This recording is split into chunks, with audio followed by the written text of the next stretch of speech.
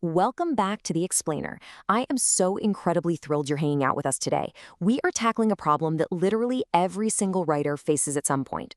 Have you ever written a story, or maybe read one, that just felt, well, kind of boring? Completely flat, almost like the characters were just cardboard cutouts being pushed around on a blank stage? Well, as an 8th grade writer, you're stepping into a whole new level of storytelling right now, and we are absolutely going to fix that problem today. We're focusing on Unit 5, Week 24, writing a draft with dialogue and description. We are going to learn exactly how to take those flat, two-dimensional drafts and pump them completely full of life, color, and sound. Here's our roadmap for today's lesson. First, we'll look at bringing stories to life, followed by the power of graceful speech. Then we'll cover show, don't tell, and mixing action and dialogue. After that, it'll be your turn to practice, and we'll wrap up with the godly learner philosophy. So let's jump right into Section 1, bringing stories to life and making your narrative 3D. Okay, let's dive into this. The big idea today is that dialogue and description are the actual tools that let your readers hear voices and see worlds. A story without dialogue, it can feel incredibly flat. And a story without description, it just feels empty. When you only use basic narration, you're really just handing your reader a summary. But when you use dialogue, you immediately give your characters a distinct personality. When you drop in description, you paint a vivid, breathing picture. Put those together and boom, your story goes 3D. Now, to pull off that 3D effect, there are 3 specific mechanical steps we need to nail down. Step 1 is formatting and punctuating your dialogue correctly. You've got to know exactly where your commas and quotation marks go, just so the reader doesn't get totally lost trying to figure out who's talking. Step 2 is learning how to weave your description naturally into your sentences so it doesn't just read like some random grocery list of facts about a room. And step 3 is balancing action, speech, and setting. Mastering these 3 steps is the absolute secret to helping your readers experience a moment right alongside your characters rather than just reading a boring report about it.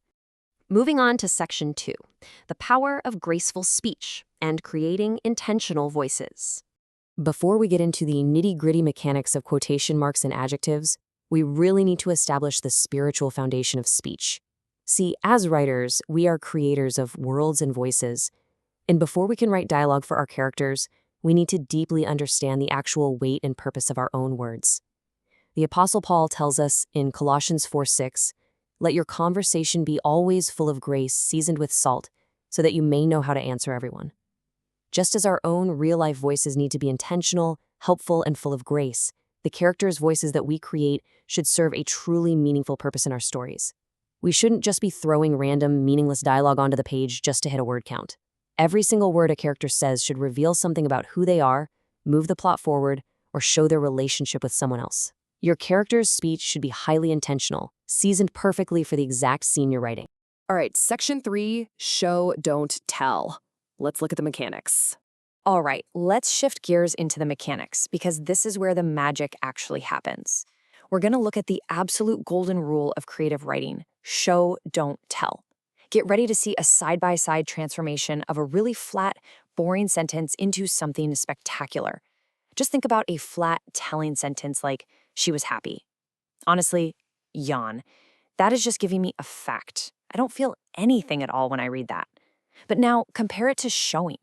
What if we write, "Her eyes sparkled as she clutched the letter to her chest"? Do you see the huge difference there?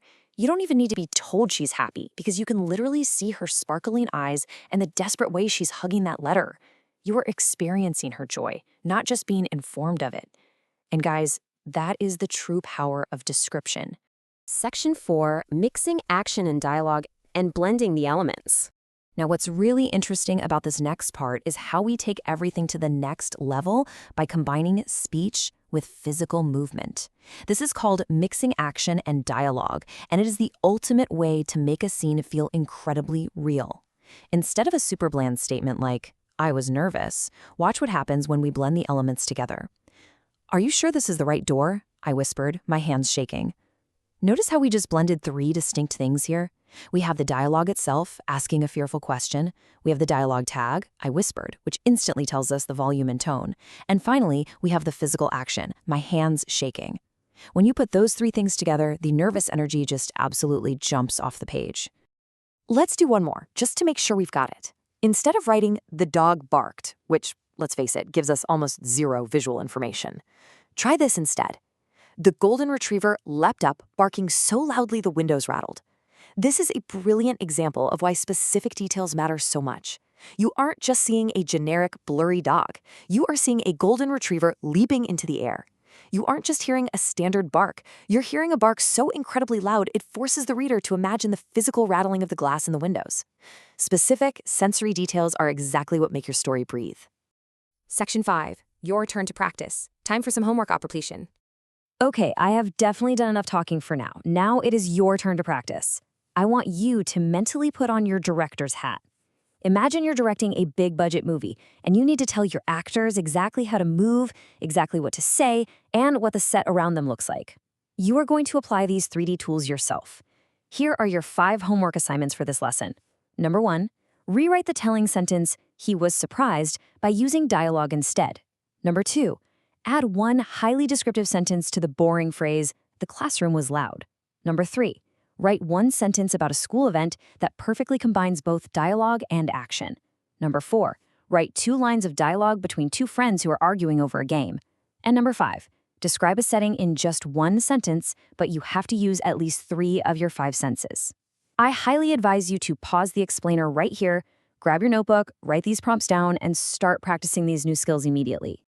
And finally, Section 6, the Godly Learner Philosophy, focusing on wisdom and righteous choices. As we wrap up today's lesson, I want to shift our focus just a little bit. We've talked a whole lot about academic skills today, specifically how to be a better, much more capable writer. But at HeroesMart Academy, we believe there is a much bigger picture at play. We operate on the Godly Learner Philosophy. You might wonder, why do we intertwine biblical morality with everything we learn? Well, it's because education without biblical morality can actually end up hurting us.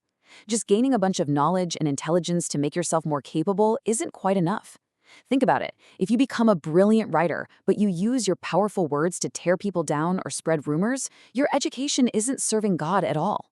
Knowledge should empower you to make wise, God-honoring choices. As it tells us in Romans 8:6-7, keeping the mind spiritually minded leads to life and peace.